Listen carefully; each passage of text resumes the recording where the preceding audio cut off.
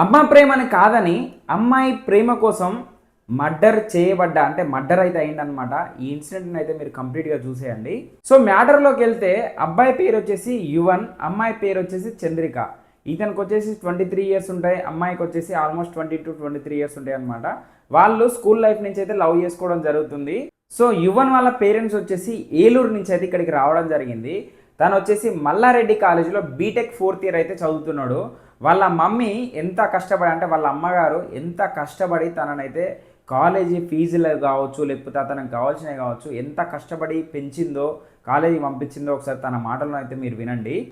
మల్లారెడ్డి అమ్మ ఇళ్ళల్లో పనిచేసి చదివిస్తా అమ్మా, ఇళ్ళల్లో పనిచేసి వీళ్ళు స్కూల్ డేస్ నుంచి కూడా లవ్ చేసుకుంటున్నారా. ఈ విషయం వచ్చేసి కాస్త ఒక 5-6 సంవత్సరాల తర్వాత అంటే ఆల్మోస్ట్ ఒక 1 year బ్యాక్ అయితే వీళ్ళ ఇంట్లో తెలవడం జరిగిందనమాట. ఎవరింట్లో? చంద్రిక.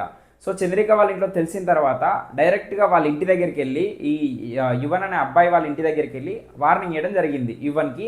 అదేవిధంగా వాళ్ళ పేరెంట్స్ ముందు కూర్చోబెట్టి కూడా కౌన్సిలింగ్ కూడా ఇవ్వడం జరిగింది. ఇంకొకసారి మా అమ్మాయి జోలికొస్తే మాత్రం బాగుండదు, మేము ప్రాణాలు కూడా తీస్తామని చెప్పి కూడా గట్టిగా వార్నింగ్ కూడా ఇవ్వడం జరిగింది అనమాట. సో వార్నింగ్ ఇచ్చిన కొద్ది రోజుల వరకు అయితే యువన్ అదేవిధంగా చంద్రిక అయితే మాట్లాడుకోవడం జరగలేదు, కంప్లీట్గా డివైడ్ అయితే అయ్యారనమాట. సో ఆల్మోస్ట్ కొన్ని రోజుల వరకు అయితే వీళ్ళు మాట్లాడుకోకుండా ఉండడం జరిగింది. మళ్ళీ ఎవరు ఫస్ట్ కాల్ చేస్తారో మనకైతే తెలియదు, బట్ క్లారిటీ అయితే లేదు. కానీ వీళ్ళ మమ్మీ అంటే యువన్ వాళ్ళ మమ్మీ ఏం చెప్తుందంటే చంద్రికనే ఫస్ట్ అయితే కాల్ చేయడం జరిగిందని చెప్పి వాళ్ళ మమ్మీ అయితే చెప్తుంది, యువన్ వాళ్ళ మమ్మీ. సో వీళ్ళ మమ్మీ చెప్తున్న దాని ప్రకారం చంద్రిక కాల్ చేసి నేను ఇక్కడ మా ఇంట్లో ఉండలేకుండా పోతున్నా, అంటే నన్ను టార్చర్ పెడుతున్నారు, నేను నీతో వచ్చేస్తా బయటికి, నన్ను తీసుకెళ్ళు అని అంటే ఈ యువన్ వచ్చేసి మా మమ్మీ పరిస్థితి బాగాలేదు, మేము ఫైనాన్షియల్గా సెటిల్ ఏము కదా, సో నేను ఇప్పుడు వచ్చేసి చదువుకుంటున్నా, నేను తీసుకొచ్చి నేను మాత్రం ఏం చేసుకుంటా, నువ్వు కొద్ది రోజులు ఓపిక బట్టి ఉండు అని చెప్పిండని చెప్పి యువన్ వాళ్ళ మమ్మీ అయితే చెప్పడం జరుగుతుంది. సో వీళ్ళు మళ్ళీ కాల్ చేయడం మొదలుపెట్టిన తర్వాత అంటే ఫస్ట్ ఇతను కాల్ చేశాడా ఈమె కాల్ చేసిందా అదంతా మనకు పక్కన పెడితే వీళ్ళు మళ్ళీ ట్రాక్లోకి అయితే రావడం జరిగింది అనమాట. అంటే రెగ్యులర్గా బిఫోర్ డేస్లో వీళ్ళు ఏ విధంగా ఫోన్ మాట్లాడుకుంటున్నారో, ఏ విధంగా కలుస్తుంటానో సేమ్ యాజ్ టీజ్ అదే విధంగా వీళ్ళైతే కంటిన్యూ చేయడం జరిగింది. చేసిన తర్వాత వాళ్ళ అన్నలకు కావచ్చు, వాళ్ళ బావలకు కావచ్చు, వీళ్ళ అమ్మాయి తరపున పేరెంట్స్కి కావచ్చు ఈ మ్యాటర్ అయితే మళ్ళీ తెలిసింది సెకండ్ టైం. తెలిసిన తర్వాత ఈసారి చూడండి మీరు ఒకసారి ఈ ఆడియో అయితే వినండి. అసలు ఫస్ట్ ఆఫ్ ఆల్ మన ఏజ్ కాదు చంద్రిక వెళ్ళిపోనికి, ఇంకా మస్తు లైఫ్ ఉంది మనం లీడ్ చేసేది. ఆమె అంటుంది నువ్వు సిగ్నేచర్ పెట్టుకున్నావు అనుకో ఆయన బతుకు ఖరాబ్ చేస్తారు అనేసి. సో ఈ ఆడియో మీరు విన్నారు కదా, దీంట్లో క్లారిటీ ఏంటంటే అబ్బాయి వచ్చేసి అమ్మాయిని టార్చర్ పెట్టట్లేరు, అదైతే నెంబర్ 1 క్లారిటీ అయితే ఉంది ఇక్కడ వచ్చేసి. అండ్ వచ్చేసి ఇప్పుడు ఈ కాల్ కన్వర్జేషన్లో అమ్మాయి ఏమంటుంది, వీళ్ళు నన్ను ఇబ్బంది పెడుతున్నారు, పోలీస్ స్టేషన్కి వచ్చి నీ పైన కేసు పెట్టమంటున్నారు, ఏమని, నువ్వు నన్ను టార్చర్ పెడుతున్నావు అని.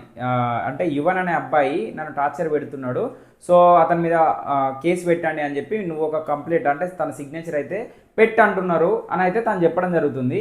ఇప్పుడు ఈ అమ్మాయి ఒపీనియన్ ఏంటంటే వస్తే నీతో బయటకు వస్తా, లేకపోతే మాత్రం వీళ్ళు బలవంతంగా నాతో సిగ్నేచర్ పెట్టుకొని నీ జీవితాన్ని ఆగం చేసేటట్టున్నారు అని చెప్పి. అంటే ఆ అబ్బాయి కూడా అంటున్నాడు మొత్తానికైతే నా జీవితాన్ని ఆగం చేయాలి అని చెప్పి మీ పేరెంట్స్ అయితే అనుకుంటున్నారు.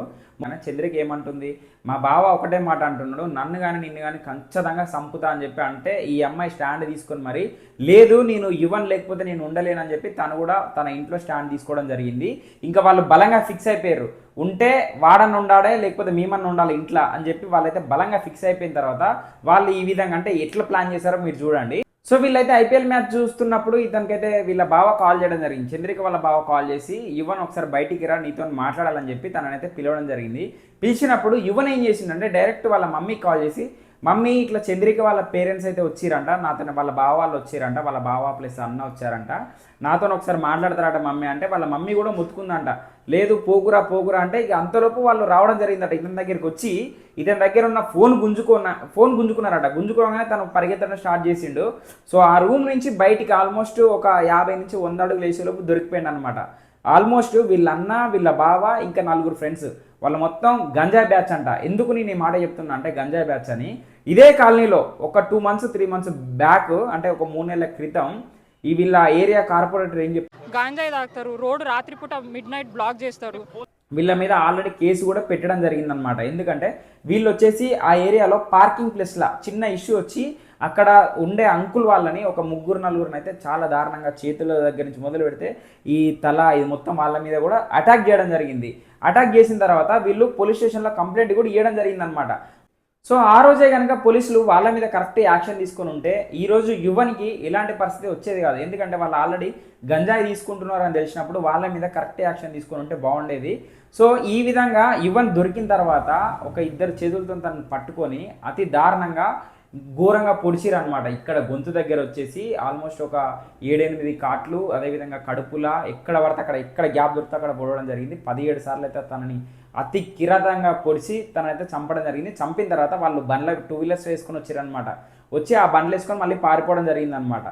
ఆ వెళ్ళేటప్పుడు దాంట్లో వీళ్ళ బావాడు, అంటే ఈ చంద్రిక వాళ్ళ బావ ఎవరైతే ఇతని మీద అటాక్ చేయించిండో స్నాప్, అంటే తనని ఫోటో తీసుకొని ఆ డెడ్ బాడీని ఫోటో తీసుకొని తన స్నాప్లో కూడా పోస్ట్ చేసుకున్నాడు. అంటే ఎంత ధైర్యం వీళ్ళకి అంటే పోలీసుల మీద కానీ ఈ చట్టం మీద కానీ ఎవరు నన్ను ఏం చేయలేరు, మమ్మల్ని ఎవరు ఏం చెయ్యలేరనే కదా వీళ్ళు ఇంత పెద్ద దారుణం చేసి దాన్ని కూడా సోషల్ మీడియాలో పెట్టినంటే ఇక అతన్ని చూసుకొని ఇంకెంతమంది ఇన్స్పైర్ అయ్యే ఛాన్స్ కూడా ఉంటుంది కదా. స్నాప్ మీడియా అంటే స్నాప్ కాబట్టి ఇంకా వాళ్ళ ఫ్రెండ్స్ కావచ్చు, వాళ్ళ తమ్ముళ్ళు ఎవరైనా సరే, మా అన్న చూడండి మర్డర్ చేసిండు, ఎంత బహిరంగంగా పెట్టిండు అని చెప్పి వాళ్ళు కూడా ఇలాంటివి చేసే ఛాన్స్ ఉంటుంది కదా. అందుకే వీళ్ళనంత తొందరగా వీళ్ళనైతే శిక్షించాలని చెప్పి అందరైతే కోరుకుంటున్నారు. సో యువన్ అయితే మొత్తానికి గాంధీ హాస్పిటల్కి అయితే తీసుకెళ్లే లోపు తను ఆల్రెడీ ఆన్ ద స్పాట్ అయితే చనిపోవడం జరిగింది. బట్ చివరి ప్రయత్నంగా తీసుకెళ్దామని అయితే అక్కడ ఉన్న చుట్టుపక్కల ఉన్న వాళ్ళు కావచ్చు, వాళ్ళ ఫ్రెండ్స్ అయితే తీసుకెళ్ళడం జరిగింది. అప్పటికే చనిపోయిందని చెప్పి నిర్ధారించారనమాట పోలీసులు. దాని తర్వాత వీళ్ళ పేరెంట్స్ వచ్చేసి యువన్ వాళ్ళ పేరెంట్స్ కావచ్చు, వీళ్ళ బంధువులు, వీళ్ళ ఫ్రెండ్స్ అందరూ కలిసి కూడా ఈ ఎవరైతే చంద్రిక అనే అమ్మాయి వాళ్ళ ఇంటి మీదకి అయితే వీళ్ళందరం వెళ్ళడం జరిగింది ఈ రోజు వచ్చేసి. సో వెళ్ళిన తర్వాత అంటే తను చనిపోయిన నెక్స్ట్ డే వచ్చేసి వీళ్ళందరూ ఫ్యామిలీ అక్కడికైతే వెళ్ళడం జరిగింది. వాళ్ళ ఇంటి మీదకి దాడికి అయితే ప్రయత్నించారు. బట్ పోలీసులు దాన్ని కంట్రోల్ చేసే ప్రయత్నం అయితే చేసిర్రు. పోలీస్ ఇన్వెస్టిగేషన్ అయితే సాగుతుందన్నమాట. ఒక 3 అయితే దొరికిరని చెప్పి ఇన్ఫర్మేషన్ అయితే వచ్చింది. ఇంకా 3 కోసం ఆల్మోస్ట్ ఒక 6-7 బృందాలు అయితే వాళ్ళ కోసం అయితే తిరుగుతున్నాయి. సో యువన్ అనే అబ్బాయి అంటే నా అభిప్రాయం ప్రకారం తన ఆడియోలో ఆల్రెడీ చెప్పిండు కదా, కొన్ని రోజులు ఆగు, ఇప్పుడు మా పొజిషన్ బాగాలేదు కదా, కనీసం నా చేతిలో డిగ్రీ కూడా లేదు, నా తిండి నేను తినడానికి నాకు ఇబ్బంది అవుతుంది, నిన్ను తీసుకెళ్ళి నేను ఎక్కడ ఇప్పుడు చూసుకుంటా, కొన్ని రోజులు అయితే నా లైఫ్ సెట్ అయిపోతుంది, ఇది అయిపోగానే నేను ఏదో ఒక జాబ్ ఎక్కుతా, అప్పుడు మనం మ్యారేజ్ చేసుకుందామని చెప్తున్నాడు. సో దీన్ని బట్టి నాకేం అర్థమైందంటే తను ముందు ఫ్యూచర్ గురించి కూడా ఆలోచించుండు. వేరే వాడు ఒకవేళ ఏం పని చేయకుండా గంజాయి బ్యాచ్ కావచ్చు, లేకపోతే రోజు తాగేటోళ్లకు ఇవ్వాలంటే మీరు ఆలోచించాలి.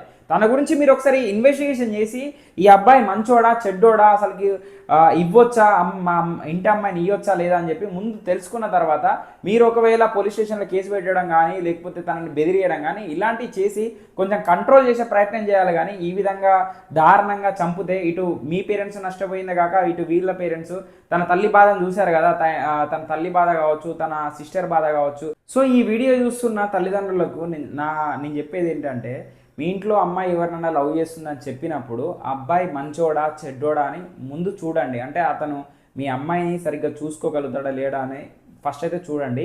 లేదు తను చూసుకోలేడు, తనకంత సినిమా లేదు, వాడు గంజాయి కావచ్చు, లేకపోతే ఇంకా చిల్లర వ్యవహారాలు కావచ్చు, ఇవన్నీ చేస్తున్నాడు అన్నప్పుడు మీరు ఏ విధంగా అంటే పోలీస్ స్టేషన్ కావచ్చు, లేకపోతే అతనికి వార్నింగ్ ఇవ్వడం కావచ్చు, ఇలాంటివి చేసి కంట్రోల్ చేసే ప్రయత్నం చేయండి. కానీ ఈ విధంగా మర్డర్ వరకు వెళ్ళిన తర్వాత ఇటు మీ ఫ్యూచర్ ఆగము, అటు వాళ్ళ ఫ్యూచర్ ఆగము, మొత్తానికి అందరి లైఫ్లో అయితే ఆగమవుతాయి అనమాట. అంటే ఆ ఇన్సిడెంట్లో పాల్గొన్నవి కావచ్చు, లేకపోతే మీ మొత్తం ఆగమైపోతుంది. సో కొంచెం అయితే ఆలోచించి డిసిషన్లు అయితే తీసుకోండి. Thank you so much.